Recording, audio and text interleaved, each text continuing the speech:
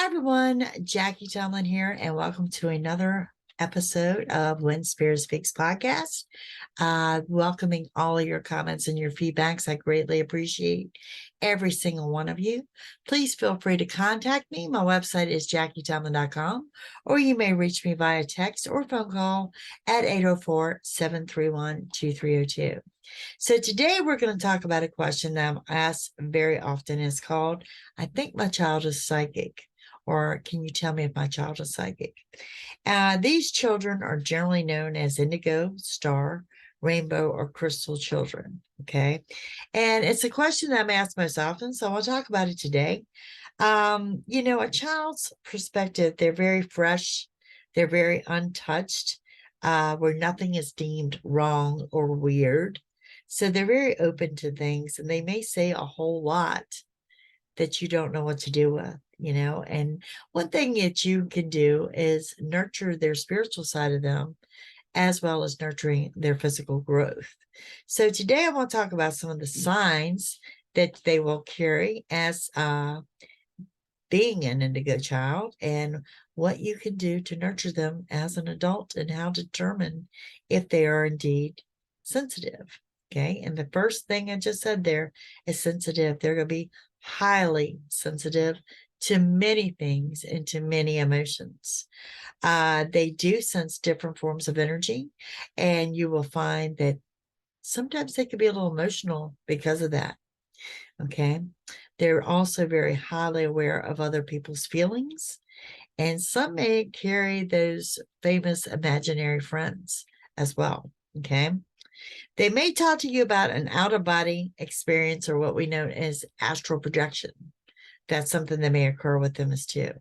And they may share with you some memories from the past that maybe you view them as an old soul or memories that they shouldn't have. Objectively, you want to examine everything that's going on with them versus suppressing anything that's going on with them. Some of these cases I have seen where these children can actually speak fluently different languages, mainly Spanish or French. They will often speak about God. They will often speak about angels. They may even speak to you about people that are past. And sometimes it's that intuitive. They just know things that they shouldn't know or should not have any knowledge of. Okay. So that's a possibility as well. Another new name I'm finding, or I'm hearing more and more lately, is a star seed, which would indicate a light worker. And a lot of them will be affiliated in some way or other of working with energy, because that's what they're doing. They're reading the energy. And sometimes spirit is speaking to them through energy. So yeah, going back to an old soul. You may describe your child as an old soul, as in they have wisdom that is well beyond their years. They may talk about feeling superior or royalty as how that they feel, and it could be coming from a past life. Now, let me say this. Sometimes psychics on a whole will say things that are very matter of factly that we don't even realize. Now, for example, about a week ago, I went to dinner with a friend and I stated something that had not occurred yet. And did not think anything about it, because to me it was just it's what I saw, it's what I knew. It wasn't any big deal. What I said actually did not occur till 2 days later. Okay. And this happens often when you're friends with me, that I might throw out there something just matter of factly that that's the way I see it, and that event has not occurred. You may find that to be the same with a gifted child. You may also find that as a child, they will talk about previous lives, or they may say in their past life or in their other life. And it's very matter of fact in the way they have stated that. Okay. These children tend to be highly, highly creative. Arts, crafts, just a creative energy.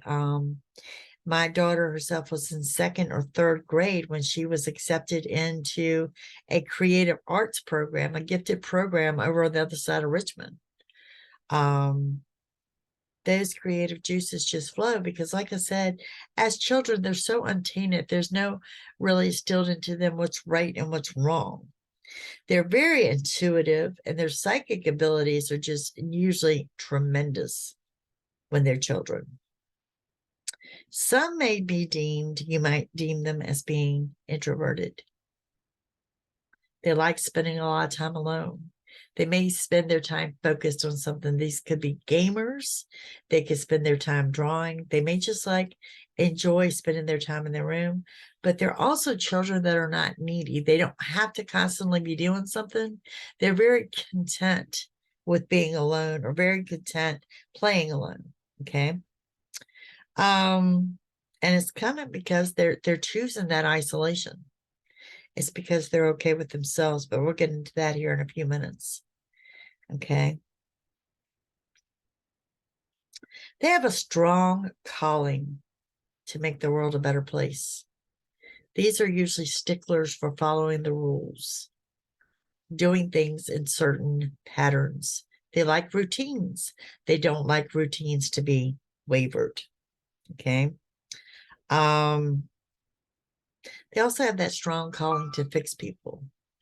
If they find someone sad, they want to cheer them up. If they find someone's in need, they want to fix that. They are definitely the fixers of the world, and they will carry that over into adulthood. Okay.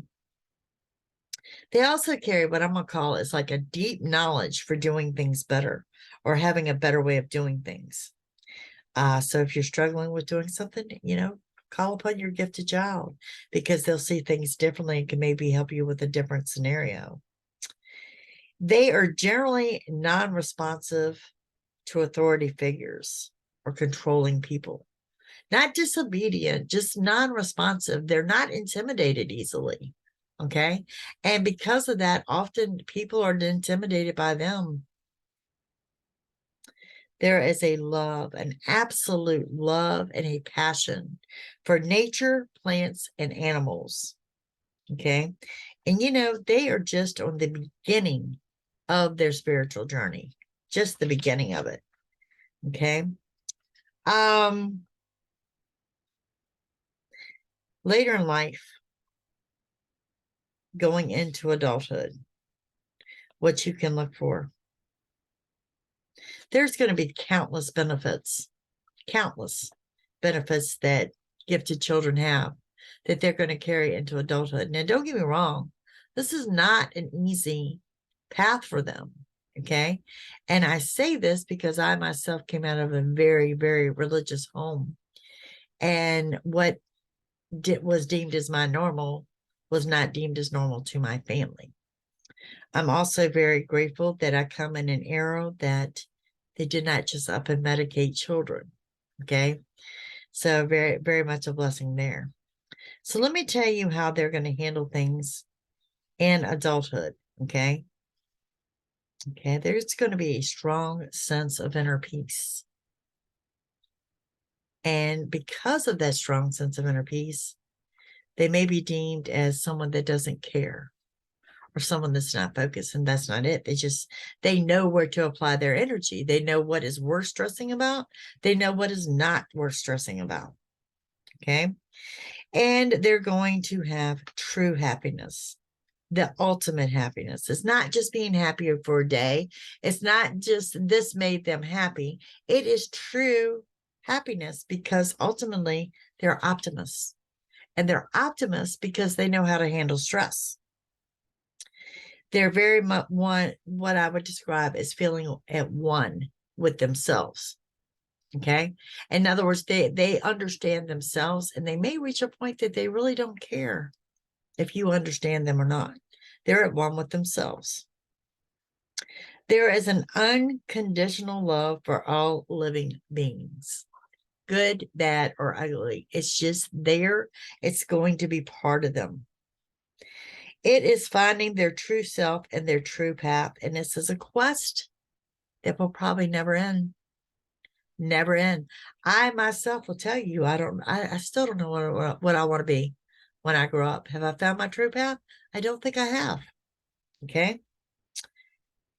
They also can embrace that worry, stress, and anxiety are natural facts of life.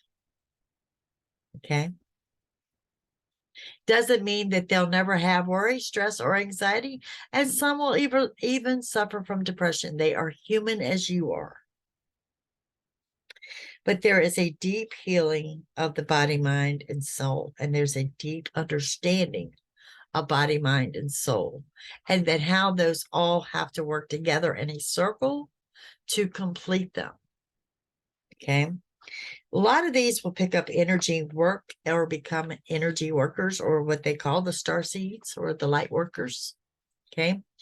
I highly encourage Reiki or any type of energy work. They have a higher shift of consciousness and understanding than what you can probably understand yourself. And they know how to raise their vibration. They know how to raise their vibration. They know how to raise the vibration of others. They know how to raise the vibration of their atmosphere.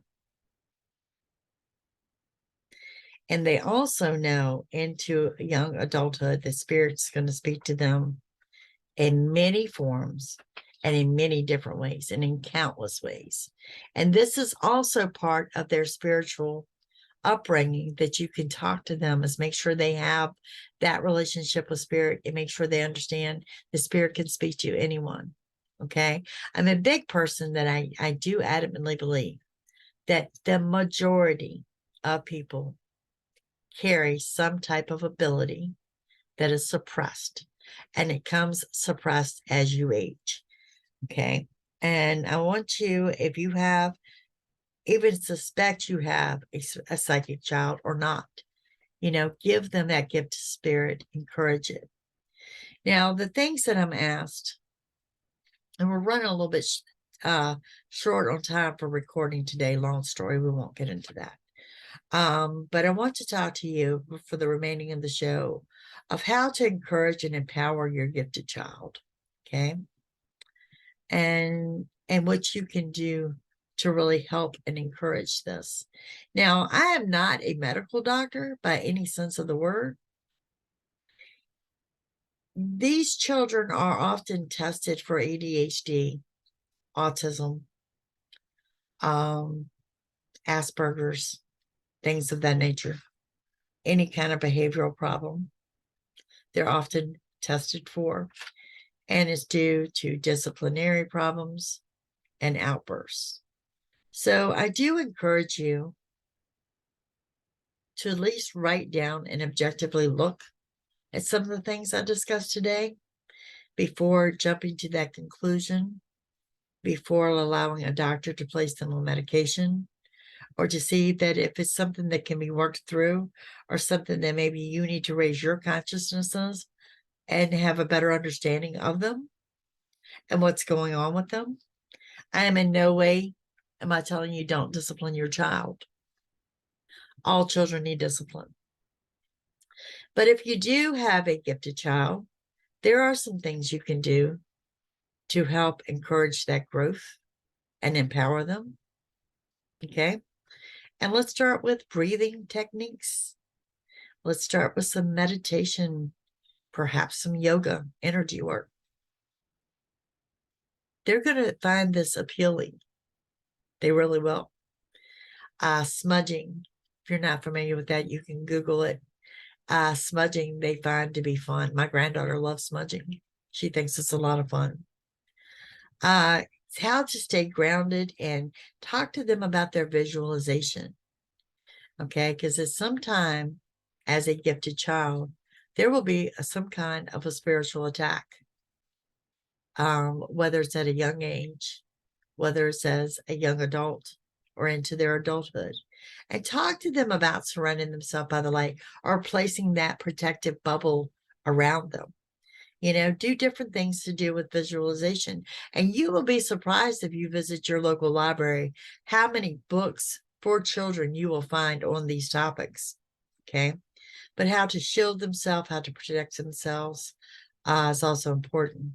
Now, the other thing I've noticed that comes with the gifted children, from myself, my daughter, to my granddaughter, there is excess energy involved. Okay. Get them involved outdoors. It's not just running around and burning off their energy. It's grounding, it's the feet on the ground. It's releasing energy by that form. And it's still working with energy. Most gifted children will love nature. Nature trails, nature walks, anything you can do like that. And if you really want to take this to another level, then bring nature indoors. Herb gardens are a big hit. Regrowing their food, things like this. This is something that they are very interested in because they're growing on that spiritual journey. And like I said, there is a direct connect with nature and watching nature grow. Okay. A quiet room or a space to recharge. Now, I know a lot of you don't have just that extra room in your house. But if you don't have an extra room that you can make like your meditation or your Zen room or something, if you can't set that up, then designate a corner in their room. Make them a reading corner. Make them a corner they can nap in. And then make this a corner where they can do their creative arts. Or, if they're a fan of crystals. I'm a crystal collector. Jacelyn has learned her crystals. She loves crystals. She has some of her own. Give them somewhere where they can have their space, their me time, and teach them what their me time is and how important that is. They need to learn that at a very, very young age. And you know what? You as an adult may learn the same thing. Their baths, the spiritual cleansing baths, sea salt baths, things like that. These are things that they're going to gravitate to because they're connecting with that element of water. Make it fun. Make it fun, it doesn't have to be the holistic route, but they're really going to be geared towards the holistic route. Like my daughter's house, the fresh eucalyptus in the shower, things like that. You're going to find that children just gravitate towards this. You also really want to drive into them with everything out there as far as their snacks and things like that. You need to really drive home to them the importance of drinking water. Water is going to be significant because water, one is your dehydration, and we're 80% water. They need to know that. But it's also the cleansing of toxins and negativity. And it helps them with the grounding and centering. They really need to know and have an understanding of the importance of water. Now, this is going to help you in your parenting as well. Explain to them the importance of their clean environment, how the declutter affects their energy and affects their energy fields. Encouraging that things aren't decluttered and that things are put away. And, once things are clean and decluttered, talk to them about the feng shui. I cannot think of a kid that I don't know that is not about feng shui. The placement of metal objects, the placement of wooden objects, crystal shopping together, dream catchers. Children are very big into this, and particularly your gifted children, they're just not going to get enough of it. Okay. The same way with the creativity, from drawing to water paints to whatever, even down to diamond painting, they're just not going to get enough of it. And they need to understand that their own space, their own meditation space, their own cleansing space. And if let's say you are a gifted mother, let's say you're a gifted mother and you have a gifted child. If you have that extra room, make it a Zen room. Make it the time of peace and quiet, the time to relax, the time to do your meditation, the time to do your yoga, the me time. And it's something y'all could do together. Okay. I highly encourage any kind of Reiki healing, teaching them the chakras, teaching them how to align their chakras, teaching them to work with Reiki, teaching them to work with crystals. There's other things you can do. Some aromatherapy, or teaching them how to make essential oils, candle making, anything that y'all could do together and connect and bond, but to kind of let them know that you get them or that you understand them, it's going to be big. Like I said, nature trails, nature walks. Do you have a rock shop? Take them to the rock shop. These are things that these children are going to enjoy, and indirectly, you're empowering them, and you're empowering them as their growth, their spiritual growth, and as their gifts. But above all, let's talk about when Spirit speaks. Okay? Spirit speaks to children the same way it speaks to adults. It comes in many forms, many shapes. Let them talk to you about it. If Spirit has spoke to them, sit down, stop what you're doing, and listen. When they say they saw an angel in their dream, listen and be open-minded to it. Like I said, they're going to have many, many, many, many heightened experiences, wonderful experiences, and experiences that they want to share. But overall, they're experiences that need to be heard. Compile the list of these things. Compile a list of what you can do. Compile a list of what you see in your child, and decide if your child, I'm not going to say don't take them to a doctor, don't take them to a therapist, but you take that list to the therapist, to them, and talk to them about that as well. Because like I said, what you'll find is that and what is the answer to, I think my child is psychic, or Jackie is my child psychic? The only one that's going to determine that is going to be you. Some medical professionals are open enough to determine that as well. Okay, so it's all in perception, how it's perceived and how it's handled. I hope this podcast has helped you out today. I appreciate your feedback. A lot of the shows are done on topics that you send to me, topics you want to hear me talk about. I love each and every one of you. I thank you for listening. I thank you for your support. And again, if you want to contact me directly, please do so through my website. It is JackieTomlin.com. Also, if you care to join me on social media, I do videos daily on YouTube, so look me up over there. But please find those links directly on my website, as people are spinning off profiles on media that are actually not me. All of my medias will come from my Facebook page as well as my website. Thank you, guys. You have a fantastic week ahead.